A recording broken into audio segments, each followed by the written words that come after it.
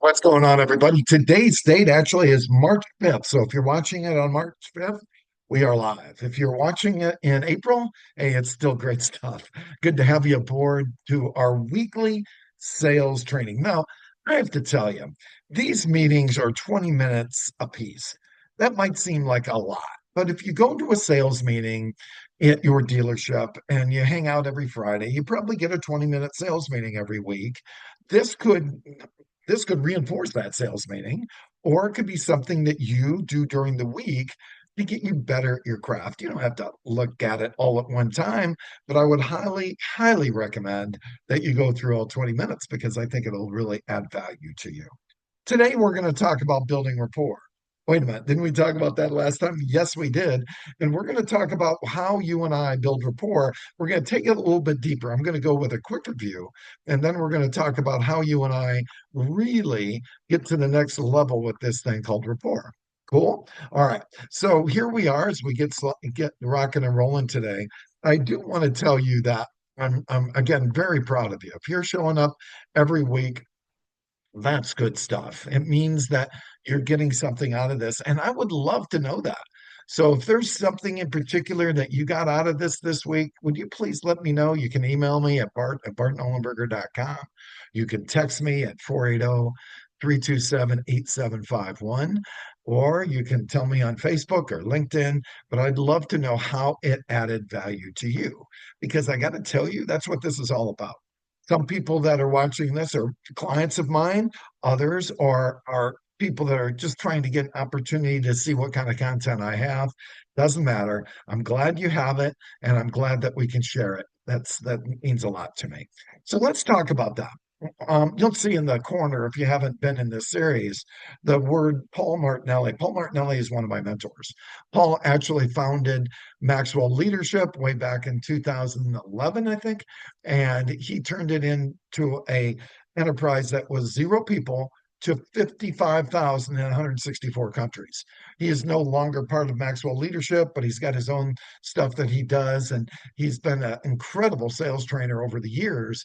He actually used principles from Jordan Belfort and Robert Cialdini and a number of others, put them into his process, and that's what you and I are watching today. So it's a mix of some of the best in the industry.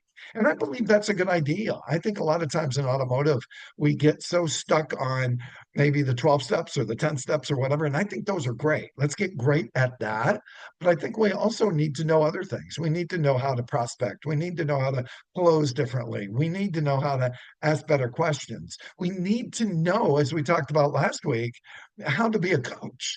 Even though our role is not to be a coach in a dealership as a leader, our role is to be a coach for our sales, for our customers. And we learned about that last week by asking great questions, listening, building that trust. And then, of course, then we can give them direct communication and direct advice because the trust exists. I agree that, and most sales people will tell you if they've had any wealth, they will tell you that they have to like you. I agree with that on the premise that they have to make sure that they're comfortable with you. But I'm going to take it a little bit deeper. I think yes, they can't not like you, but I think that in that piece of liking you, they find that they can trust you.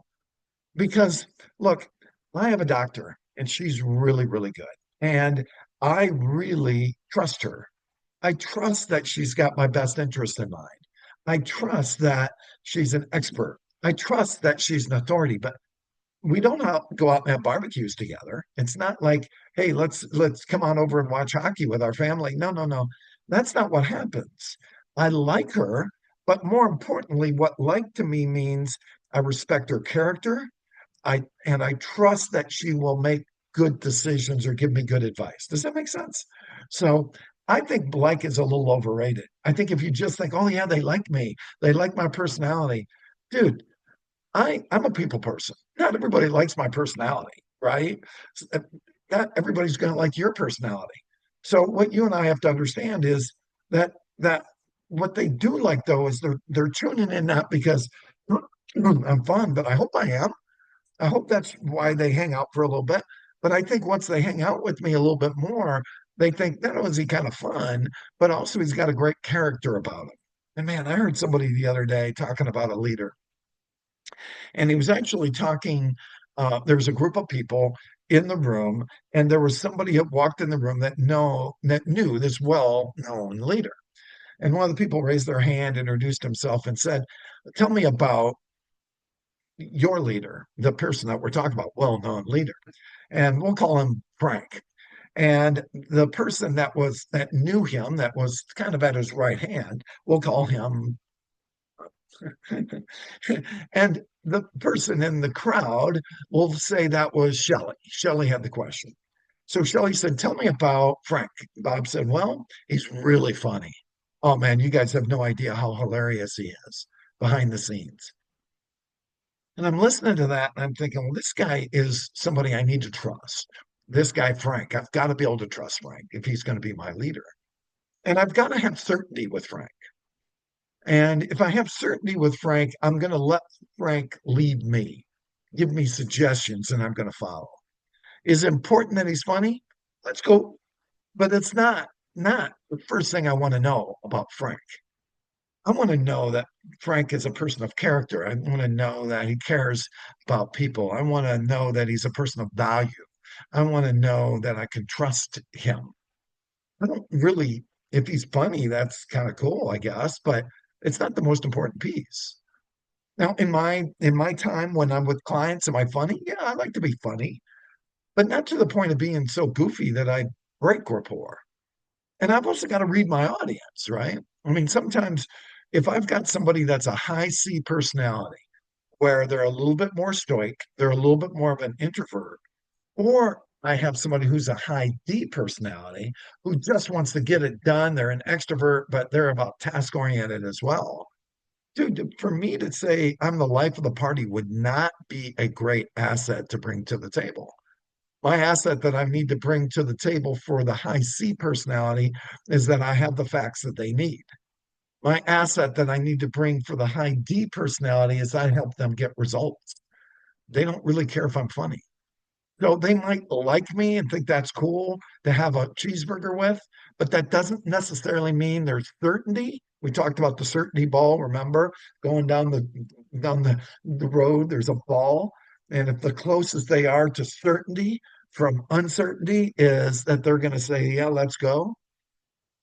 And that's what your job is, but it's not going to be because you tell the best jokes. You might think that's true, but it doesn't mean they all always buy. So trust is just absolutely important. And everything we're talking about today is all about trust. Remember last time we talked about there's key words, phrases, and language patterns. And I'm just going to do a quick review on those. One of those is what I'm going to kind of call a tie down. Now, if you've been around a while, if you've done any training with a guy named Joe Verdi learned all his stuff from the real estate business. And there was a phrase that he would call a tie down. And what it was is that you would have make a statement followed by a tie down, a question. Looks good, doesn't it? Makes sense, don't you think? And the reason for the tie down is to elicit a yes response from a client. Now, I want you to hear this really carefully. In what Verdi said years ago was 45 yeses throughout the process of meeting somebody, throughout the process of you selling a car. 45 yeses in 45 minutes is a 75% closing ratio. What? Why? Because what Verdi said was if I can get them to say yes throughout the process, man, that's a nice color, isn't it? Wow, that drove nice, didn't it? I think your wife will really like this, won't she? When we solicited yeses, the thinking behind that was subconsciously, when they got to that point of the big yes, it would be easier for them to make. And I agree with the premise, but I think it was misconstrued. I want to explain this. Yeses are important, absolutely 100%, but they have to be the yeses the client wants. You can't manipulate a yes. So if you know that, let's say a customer is looking at a color and they say, man, that's a nice color. And then you say, isn't it though? And it causes them to say yes. That's a solicited yes from your client. They really believe that to be true. If you say something like, won't your wife really like this? Or your wife will really like this, won't she? And you don't have any facts to back that up, that is not a solicited yes, because it doesn't come from facts. So what's that mean? It means when you solicit a yes, you better make sure it's the right one. You better make sure that you've asked great questions and you've listened really well and you're putting the package together. That's where the trust comes from. Make sense? Yes. If it doesn't make sense, then let me know and come back to me and tell me, and I'll help you. Okay. So we're not going to talk about tie downs and tag ons and all that right now. I think it's an important piece, but I also want to make sure you understand the psychology about it, not the manipulation of it. So let's now back up a little bit. The one on your screen is, it's not necessarily a tie down, but it's a keyword or phrase. A tie down is a keyword or phrase too, but sound fair enough? Here's how that works. It is actually soliciting a yes. So, Bob, here's what I'm going to do. I'm going to get all the numbers put together. We'll show you what you're getting for your car. We'll show you the down payment, monthly payment. We'll also show you some options in terms of down payments and monthly payments. And we'll give you all the breakdown in terms of taxes and fees. Sound fair enough? And what's the customer going to say? Yeah, I get it. So that is kind of a tie down. It is a way to get them to respond, to make them think, okay, I understand what the next part of the process is. Make sense? So I want you to get in the habit of authentically using these tools. I don't want you to just falsely use them and be a phony. I want them to make sense. Does that make sense? That would, again, be a kind of a tie down. Now, they could say, no, it doesn't make sense. Great, repeat it. Fair enough? Okay. So that's where fair enough comes from. All right. So the next one, let me ask you a few questions. We talked about that last week too. When you say that, it just sets them up. What do they know that's coming? A few questions. So it's a really big piece. When we do layer, which is a closing tool that we use this. We use a setup before we ask the question. Do you mind if I ask you a few questions? And that one we've asked them if it's okay if we ask them a question. Now you can do it either way. You could say, let me ask you a few questions, or Bob, can I ask you a few questions? I like the second one better because it gets their approval for us to do it. So they've said yes. It doesn't mean I'm going to ask you some questions. That's what a police officer does when they pull you over. So that you have a license, you have your insurance. I've been watching these cop uh, uh, reels on my phone, and I see these people get picked up and pulled over. And I think, dude, just give me your license and your registration. I digress. I've stopped watching those because they're addicting. Uh, I want you to ask it not like they're crossing the Russian front, excuse me, not like it's the Border Patrol, not like a cop pulling you over. I want you to make it a little bit more connectable. Does that make sense?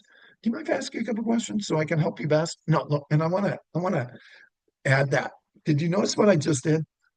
Sally, do you mind if I ask you a couple questions so I can best help you and save you time? What is she thinking? When you add that benefit on the end, do you mind if I ask you a couple questions so I can best serve you and save you time?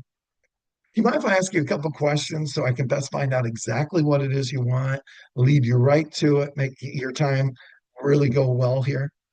Again, give them a benefit. I say this quote almost every week, but I know I said it last week. You can get anything you want if you help enough people get what they want. You get me on that one? Help them get what they want. That's the thing. The benefit is a huge part. WIIFM. What's in it for me? So as you ask questions, always think in terms of what's in it for me, not for you, Mr. and Mrs. Salesperson, for the client. Fill, fill their bucket. They came in wanting some information. They came in wanting to know. They came in wanting to convince themselves they have more certainty and to trust you. Give them information, Bob, so you can make sure that you understand this process better. Do you mind if I ask you a few questions? Bob, because of the fact that I want to make this smooth for you, do you mind if I tell you how the process usually works? Then you might want to walk them through the steps to a sale and make it easy. First of all, you and I will figure out what car it is you want. Then I'll either pull it up or take you out there. Then I'm going to show you that car and I'm going to show you some of the features based on what you said you wanted. And then I'm going to recommend you driving it because that might tell you to go or not to go. And then at that point, if you choose to, we can come inside and I'll give you some numbers. If you choose to go ahead, great. If you just choose to wait, that's fine. That's how the process will work. So again, it's low key. Do I think I'm going to sell them a car today? Heck yeah. But I don't want them to think that that's all that this is about, right? How many times have you and I gone to, I don't know, a appliance store and run into a bad salesperson? And before they even get everything they need, they're asking us, "You guys going to buy today?" Oh my gosh, I, I want to get out of there right away, right? So those are things you and I have to keep in mind. All right, now I'm going to flip this a little bit as you see it on the phone. I mean, on the screen. And again, these are reviews from last week because two reasons I do this. Number one, you might not have seen it at all. Or number two, you might need to hear it again and again. Repetition is the mother of skill. Any athlete does things over and over and over and over and over and over and over again. They practice pretty much the same things every week, right? You can tell in a game if they haven't practiced that thing this week, right? For example, I'm a hockey fan. And if a team's got a really bad power play, that means they've got one more player than the other team because somebody got in trouble and got put in the box, got put away for 2 minutes. If they have a really bad power play, you know what that tells me? They didn't practice that this week. So it's almost so obvious. So that's why we do this over and over. Okay, back to that third one. Whenever you're calling somebody, I don't care if they sent you a lead 2 minutes ago. I don't care if they were from 6 months ago.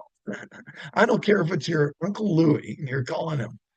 The reason for the call, Uncle Louie, is always give them a reason for the call. Be a pro, be the expert, be the authority. See, my doctor is my expert, my authority. And because of that, I trust her. All right, let's talk about some other key phrases. Okay. So these follow under a couple different aspects. So I want to set the stage because just saying the words won't give you any idea. Maybe you're in the middle of a close.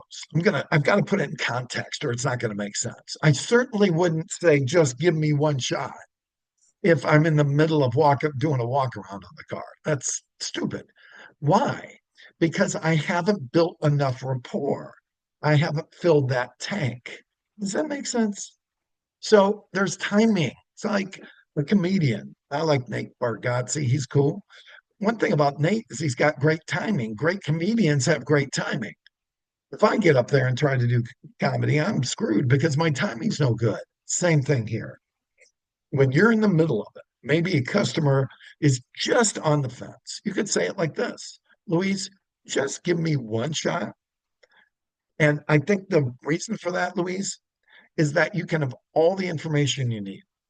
Give me one shot to do the best I can for you, and we'll see. And then we'll see what we can do. I kind of stumbled over that. So let me say that one more time. We're in the middle of it. Maybe she didn't like the numbers. Maybe she said, okay, I'm going to take off. Louise, let's do this. Just give me one shot and do the best I can for you. And then if that works for you, great. If not, no problem. Fair enough. So you might put a couple of them in there. Give me one shot. Again, I would never probably, depending on the circumstances, not say this to a client before they leave. So, for example, they say they're shopping and we give them some information. Maybe we give them numbers and they said, hey, thanks a lot. Hey, Jimmy, Joan, thank you guys so much. I so appreciate you guys being here. Can I ask you a question, please? Notice where I'm going with this. Yes. If there's one thing that's stopping you from going ahead today, what would that one thing be? Well, I'm just not sure of that trade. I went to CarMax and they gave me a number and you guys are like 2 grand difference. Joan and Jimmy, can I tell you how we got that number? And then you might tell them. And then they say, well, still 2 grand is 2 grand. Let me ask you a question, Jimmy and Joan. How close to that number that we gave you would you feel comfortable? Well, if you can give me another grand, I would do it. But we have to go. Okay. Jimmy and Joan, just give me one shot. If I can get you that other $1,000 for your car, can we have the pleasure of allowing you to have a new car today? Yeah, boom. You can see where that comes in. Does that make sense? Okay. I'm going to do a couple more and then we're going to get out of here. Okay. The next one, it says you are definitely a perfect fit for this program. We don't sell programs. You and I sell cars. This is sales training based on all industries. So where that might work is when we're all ready, where maybe we came back from the demo, maybe we said, how'd it feel? They said it felt great. We bring them inside, and then we start going through the vehicle. Hey, Bob, I just want to make sure that you and Sally are happy with the color, right? Okay, cool. And you guys were happy with the ride. Awesome. And in terms of the how it'll meet your needs for the girls, the twins in the back seat, that will work good. Well, it sounds like you guys are definitely a perfect fit for this vehicle. Let's see what we can do. Definitely a perfect fit. I think that's a great statement to make again when you're getting ready to present them numbers. Don't say it too early. Don't don't be a hype factory. Say it sitting down, say it with conviction and authenticity. Make sense? Okay. So I'm going to give you one more. Now, this one, again, a little off kilter. I've got to tell you a little bit about the context of this. One thing I believe is that this is a good question, but it can be a lousy one. Now, let me just take you through the context and then we'll get out of here. You and I probably in our world need to make, at least 20 calls a day. We just do, man. And if we're not making 20 calls, I'm guaranteeing those who are making 30, 40, 50, whatever, their business is better. I just think it is. It's not fun, but it's absolutely true. Is it painful to make calls? I believe me, I get it. I've done it, I've trained on it, I get it, I see the results, all of that. So when I'm calling somebody, first of all, I'm in a peak state. I got my head up, my shoulders back. I'm maybe if there's a mirror in front of me, I'm looking at the mirror. We pick when we're calling somebody, let's call Louise. Okay.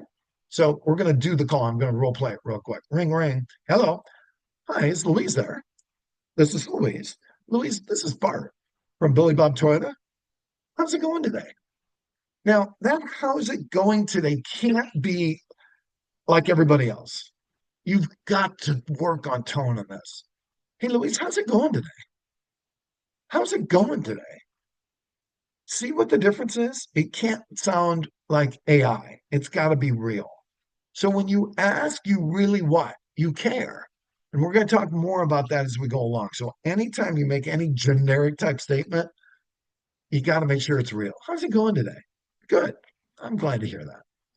Be real, man. I can't tell you. I buy a lot of stuff online, and I can't tell you how many follow-ups I've got from people that just aren't real and authentic. Make this you, make it real. Great job, everybody. We'll talk to you next time.